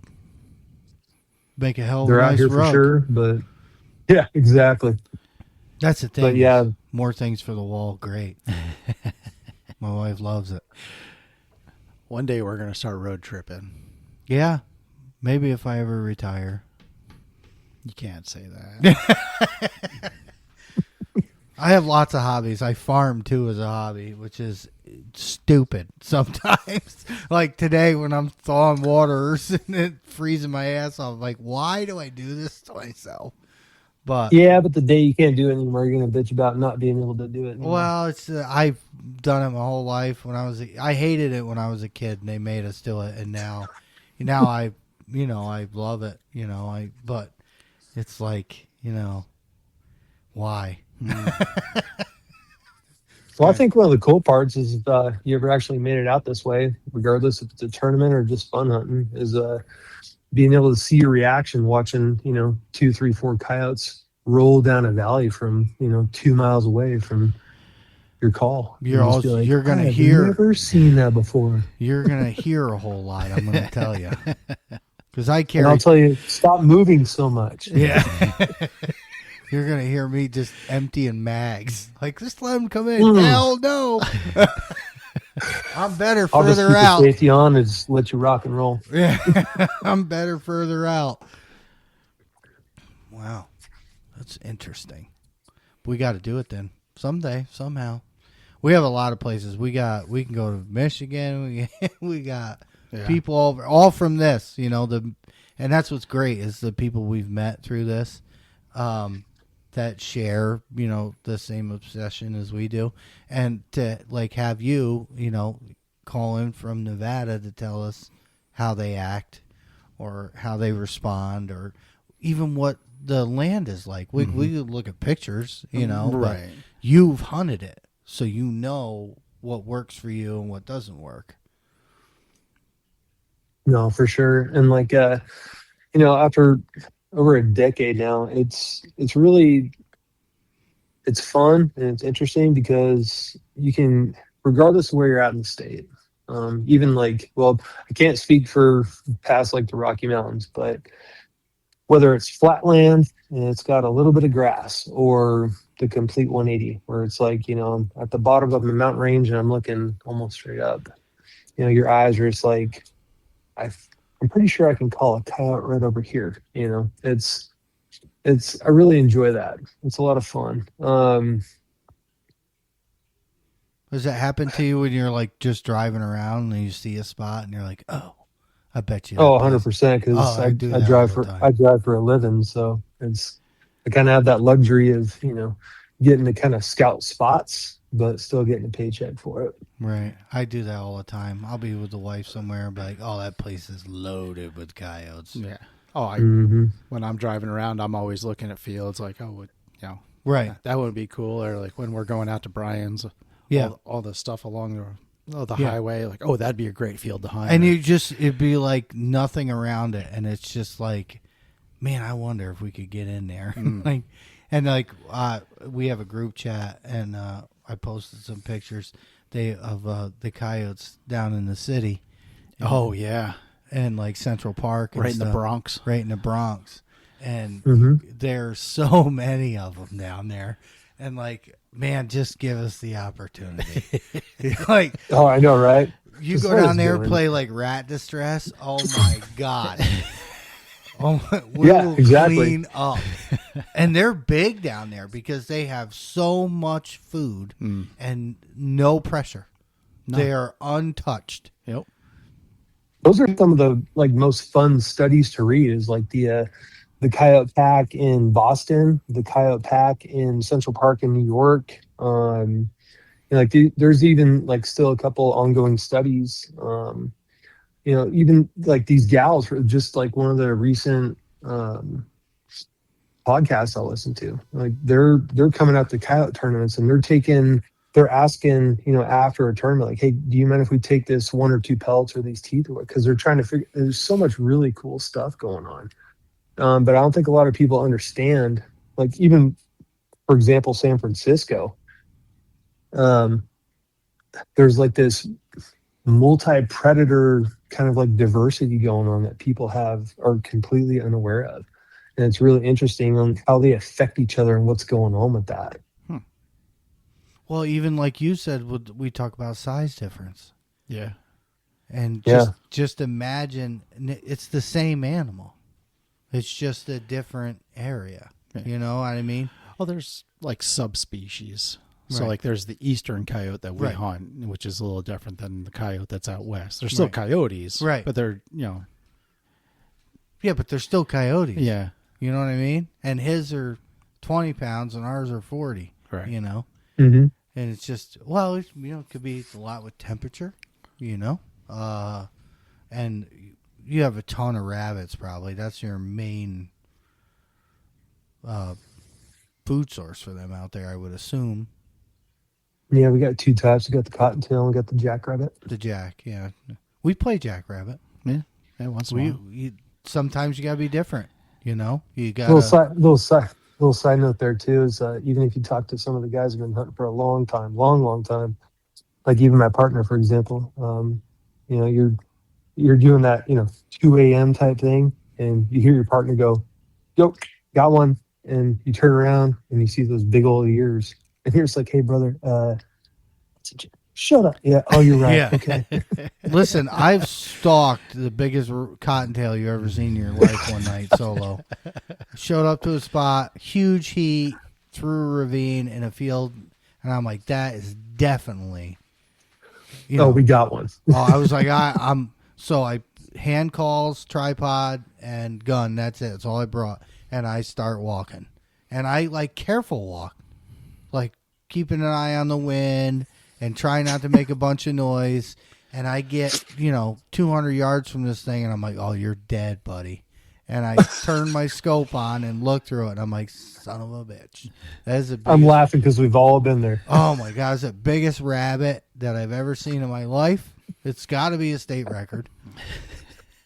Because it looked And it doesn't huge matter in how my clear thermal. it is in there. Nobody's going to believe it. Like, dude, Yeah. that was a rabbit 400 yards ago. Yeah, right. And it was huge in my thermal. I'm like, oh, that's definitely a coyote. I got this. I got good wind. I can get in there, and I'm going to smoke this thing. It's just milling around in there. Now it's a fucking rabbit. Goddamn rabbit. It's almost like your brain goes, it doesn't see it. He's still standing in the same spot. No, that's definitely a coyote. Yeah. And then you close that distance. Well, I was and then, looking through trees. God damn it. In my defense, it's like 2 fields with a drainage ditch in the middle, and there's hardwoods in it. And God, it looked like a friggin' coyote. I think about that one all the time. But like even rabbits when you're calling. That's another thing. How do when you turn a rabbit, you either blow in a rabbit distress or play a rabbit? Why do rabbits show up? I don't know. You would think they'd Actually, run. A screaming rabbit would scare away other rabbits. Right. Nope. Draws them right in. Yeah, I can. I'm call glad you rabbits. brought that up. I was going to ask you guys, have you guys ever blown a rabbit call and had a rabbit get pissed off and actually charge you? No. I have. That happened to me actually March of last year. I had a buddy come up from Kansas, and he had never been coyote hunting before. And I took him out, and we were hitting all the normal favorite spots of mine. And I kind of showed him the remote and stuff on the Foxborough. I was like, hey, just start with the rabbits. He's like, well, which one? So I was like, yeah, just do jackrabbit. And you couldn't see this jackrabbit behind this little piece of sagebrush, and he hits it, and I'm scanning through the thermal. And I was like, oh, no, it's a jackrabbit. I was like, here, go ahead and scan for a little bit, have some fun with it, And he goes, oh shit. And I'm like, what? He's like, there's one right here. I was like, give me that freaking thing. And I looked through, and this thing is ears back, and it's kind of doing this hop hop. It's got its mouth open with those big old freaking square ass teeth, and it's coming for his feet. I'm like, I've never seen that before in my life. So I know you guys have to deal with bears, but out here, in the back of my mind, outside of mountain kitties, I gotta watch out for the vampire freaking goddamn jackrabbits. Boot that damn thing. Punt it. Wow. Can't really kick a bear. I don't really want to get that close. No. I don't want. I had every it happened to us. Josh was the other time it happened, and we so I'm shooting 223, and he's shooting a 243, and we are shouldered in our rifles with our pistols in our left hands, Mm-hmm. just waiting. to see what this thing's going to do. And that was a fucking school bus with 4 legs. That thing was. Yeah, I think I remember from that podcast. You guys, I remember that. You guys, you said you were unholstered for your sidearms, Yes. and you both had an agreement, and you're just like, hey, we're both aiming for the head just Right. in case they come across a certain yardage. But man, I don't even know the size of that thing that you guys filmed, if it would have helped you out that much if it got too close. 75 yards he was. Yeah. And I will never forget him. He has a white patch on his chest. Like, because he sat down and scratched himself for a minute Yep. when he was coming up. And he has this white, it's probably like a 10-inch circle kind of shape on his chest. And then he gets up to us and he's like fucking yawning or whatever, and his teeth are out and shit. And Josh is like, well, how close is too close? And I'm like, I don't know. So we're on comms, rifled, pistol, and we're trying to, and luckily he turned and went, trust me, that is not something I want to do, you know? But, and I remember I said, I was like, are you recording? Because I'm recording. Yep. Because if push comes to shove and we have to do this, we have all of this on video, you know? We gave him I think a the lot trigger point for me would be like, okay, well, how many yards are we from the cab of the truck? If they cross that number, then I'm heading back to the cab of the truck. Yeah, he was. Yeah, no, the truck was probably 300 yards away. Yeah, that was a little bit of a one. Oh, damn, you guys really pushed it. Yeah, it was. Yeah, It would have been a hell of a run. You want to talk about a high? You want to talk about that taste in your mouth that you get when something bad's about to happen? That oh shit taste. It was there, man. It was, and then we had coyotes howl, and I was like, no, I want to go. I want to go to a different spot. Yeah, then we got out of there. But on the way out, scanning 360 while walking to the truck, make sure he wasn't. Oh, yeah, I don't blame you. Yeah. We're doing the same thing. Because he was like, the PA boys, we sent them the video because JP knows a little bit about bears or whatever, and he was like, dude, that bear's like 600 pounds. He's like, that's a big bear.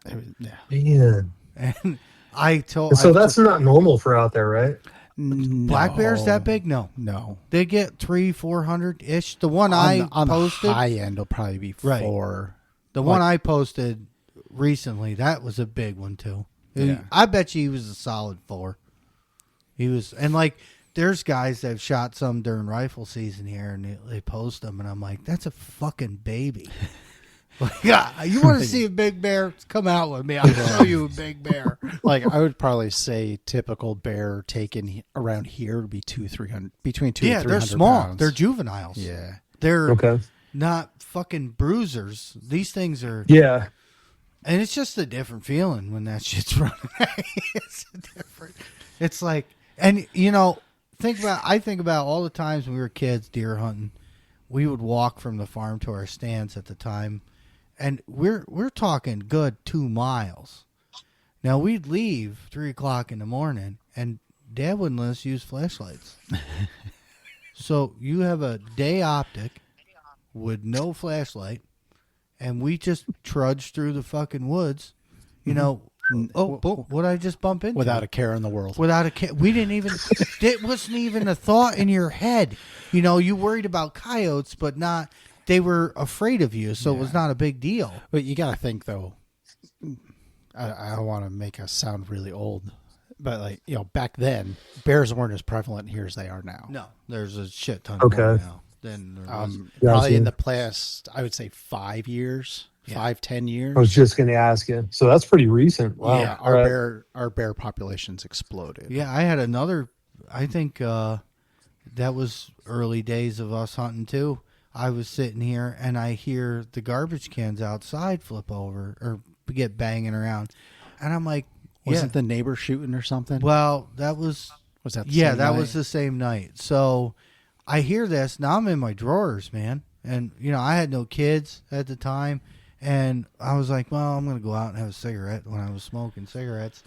And I'm standing on my front step in my underwear and the garbage cans are flipped over. So I walk down there to pick them up. I'm like, the wind's not even blowing. What the fuck is going on? And I grabbed the garbage can and it was full of claw marks. Now crap. I don't even have clothes on, bro. Let alone a weapon. So I just kind of back to the house, and I get all my stuff, and I call the boys. I'm like, "There's fucking bears here," and I got the screens out in the bedroom upstairs where the garbage cans are, and I turned back then. I didn't even have a thermal. I had red lights to scan with, and I hit the red lights, and across the street, right now we're talking 30 feet from where I was standing in the woods there behind my mailbox. They had grabbed a bag of garbage and drug it over there, and we're going at it, and these fucking eyes light up, and there's 2 of them there. And then so I call Rusty. Rusty comes down. He's got a thermal drone. We put the drone up and find the 2 that are here. And at the same time, my neighbor, John down the street, old guy, he's fucking awesome, but he's a gun guy. He starts lighting rounds off in the dark, and I'm like, oh, shit's going down. So we jump in the truck. Ting. Yeah, we jump in the truck, go down there, and I pull in, and I said, "You all right, John?" He goes, "Yeah." He goes, "The fucking bears." He was like, I was sitting, they had a fire ring out in their backyard, and they were just sitting there, having a beer, with a fire, and the things just come right at him. So he's always carrying, so he had his 9 on him, so he pops a few shots at this thing in the dirt in front of him, and it just kept coming. So his wife runs in the house, he goes in the house, comes out with a 12 gauge with buckshot in it, and he was like, that turned him around. He goes, I put a couple divots in the lawn. He turned around, went the other way.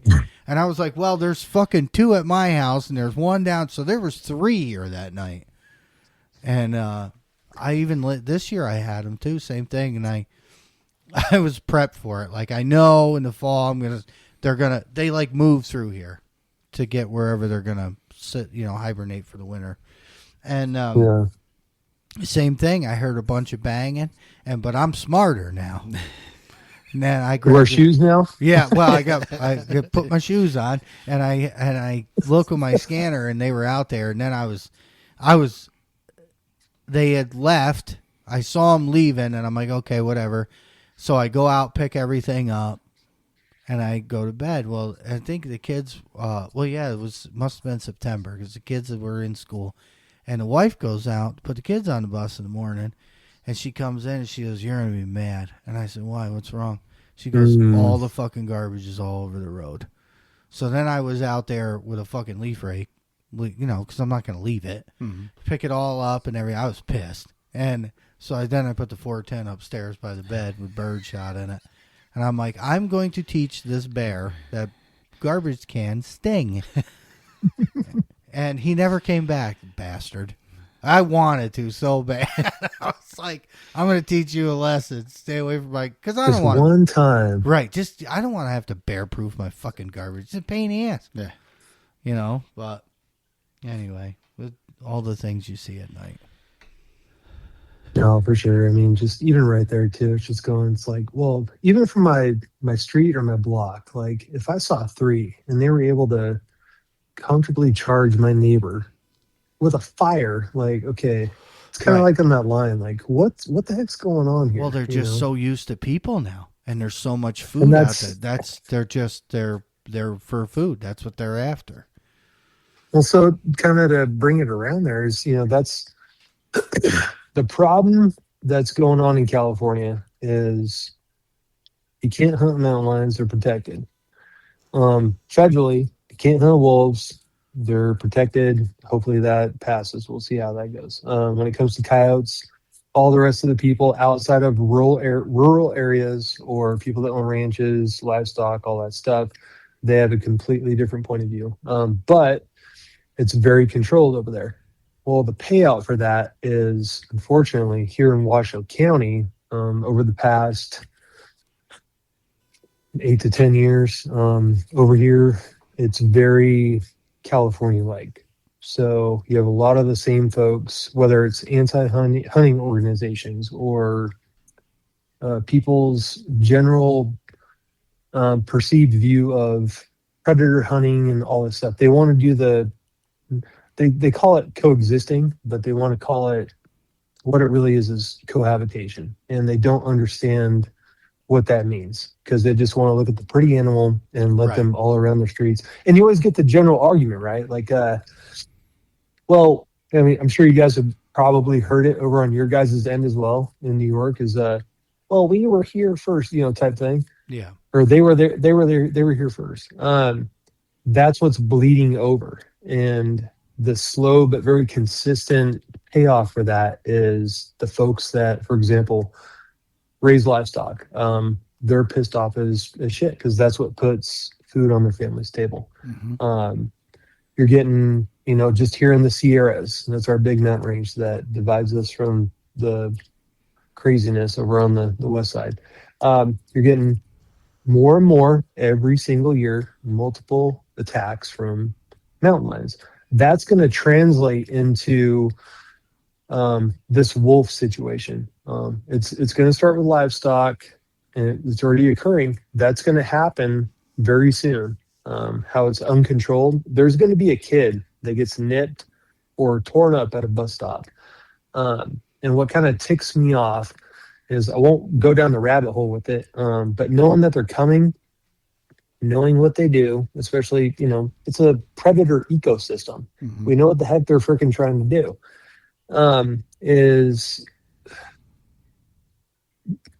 over the past year, I've spent a lot of, well, let me backtrack. I've spent a halfway decent amount of time on my own time going to commission meetings, especially with how much over the past 12, 14 months, since we are centralized and we're the kind of surrounding state as Nevada, compared to other states when it comes to just coyote specific. What I mean is coyote tournaments and predator hunting in general, because of the other states that have kind of broken down and let anti-hunters / kind of ballot initiatives kind of dictate how that's going to go. That's why we're the central thing, because we're one of the last things, we're one of the last states remaining.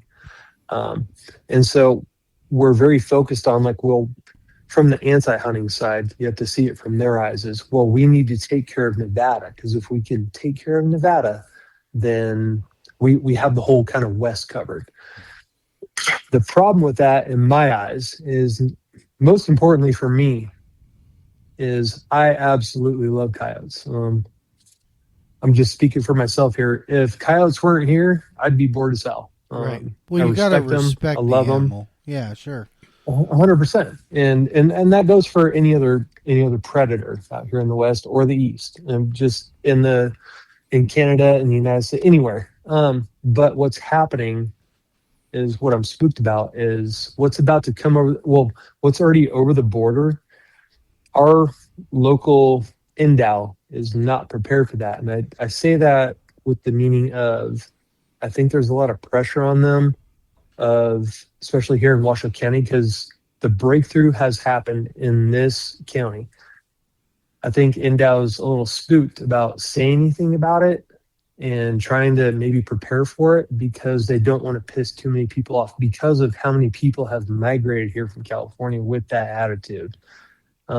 What ticks me off is it's going to be one of those situations where something bad has to happen. Oh, sure. And then, and I say that from the aspect not only for, I really hope that never happens, but also for the animal, because once that one bad thing happens, then all of a sudden it's going to be this whole 50-50 argument, and there's going to be this whole big thing. Well, how do we manage? It's, well, we knew they were here 1 year ago, 2 years ago, so why did we not do anything then? Right. You know what I mean? Because at the end of the day, I mean, wolves are badass too. I've hunted them. I've looked directly through my optic in Idaho and decided to put the safety back on, because I'm just like, I didn't know wolves had green eyes.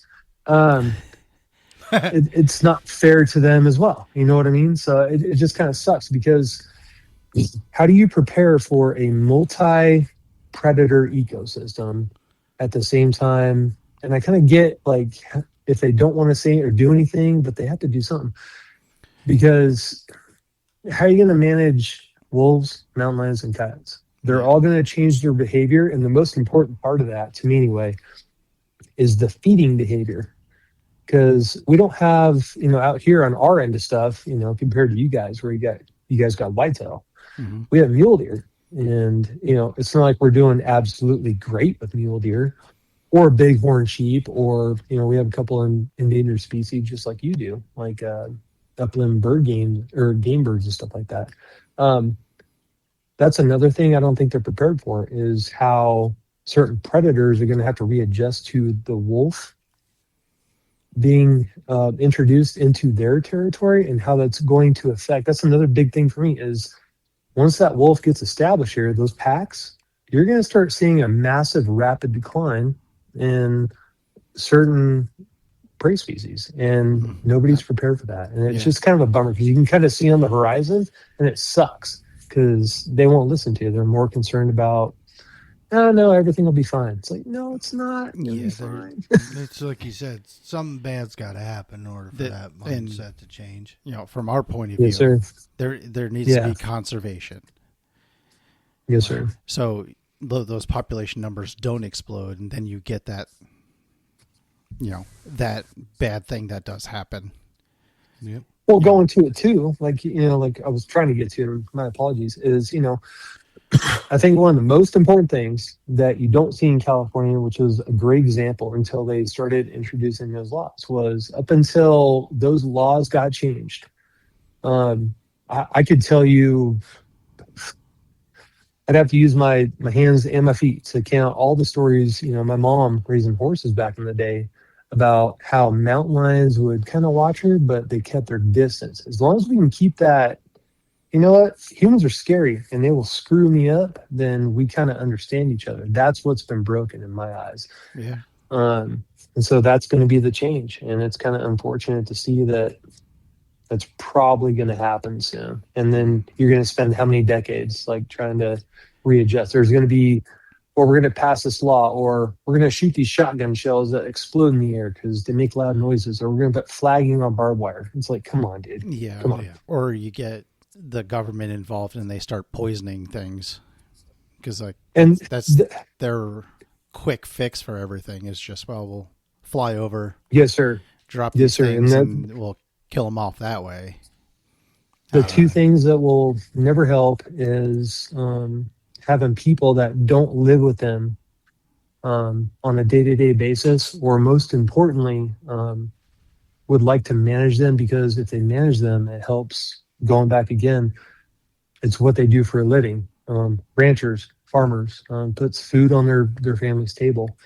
Those people that are making those decisions on that base level go back home every night sipping the rest of their Starbucks. On top of that, then you have the government stuff and whatever, but it really is the bummer, because also included in that, which I think people forget, especially, just my own personal joke, the quote antis end quote, is they always talk about how much they care about that specific animal. But at the end of the day, what they're doing is only going to hurt it in the long run, because it's going to get to a point where you have to manage. And you know what that means.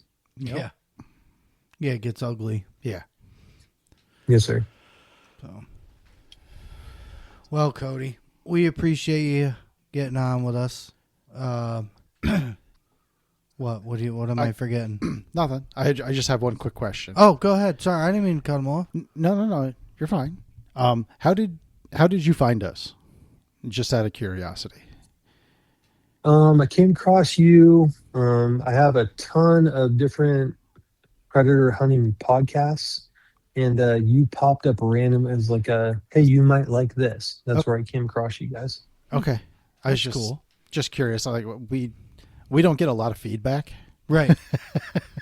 Like from, our good fans and stuff, they tell us how we're doing and stuff, but like we don't get much feedback from. It's crazy that it's all the way out there too, We are everywhere. I'll show you the list of countries. Oh yeah. We have. Yeah, I was going to say, one of your podcasts you guys talked about, you guys were like there was a couple like random spots where you guys popped up that you guys talked about on one, like random countries. Yeah. Yeah. Philippines. Philippines, Hungary, Serbia. We're in Africa now. Oh, really? Yeah. Sweet. Wow. Hyenas. Yeah. But Yeah, it's interesting to know how people find us and why you guys get hooked to us. I still don't understand, but we appreciate it. Yeah, I think it's our randomness. Yeah, We were all over the board tonight. That's the best part about this. It's well, you can expect that you're going to hear one thing, and nope, no, yeah, we go a totally different direction. Tangent. Yeah, no, we do appreciate you listening, and hopefully we keep it entertaining. And I want to see some pictures. Now I'll send you some. I'll now send we you some got phone pictures on numbers Sunday and after this stuff. tournament this weekend. Right, yeah. All I right, want to yeah. know. Tell us. Let me know how you do with that. I wish we could come, but I don't see it happening. Right. You know, not that this close. weekend. Yeah, this weekend. But we do appreciate you coming on. It's really nice to meet you. This is the first time we've talked, and you have a ton of information, which is exactly what I was hoping. Yeah, that was great. Because I said to Josh, I'm like, I've never talked to Cody before. I mean, who the hell knows how this could go? Yeah, I thought that was really cool because that was in my brain too. I'm like, well, you know what? This is the best way to do it. And I thought that was pretty random, and I appreciate the invite and giving me a chance to talk. And it was a pleasure meeting you guys, and look forward to maybe sharing some more information in the future and having some more conversation time. Yeah, absolutely. Well, that was weird. We don't hang out too much, do we? No, not we at could all. just fit each other's sentences. Fucking weirdos.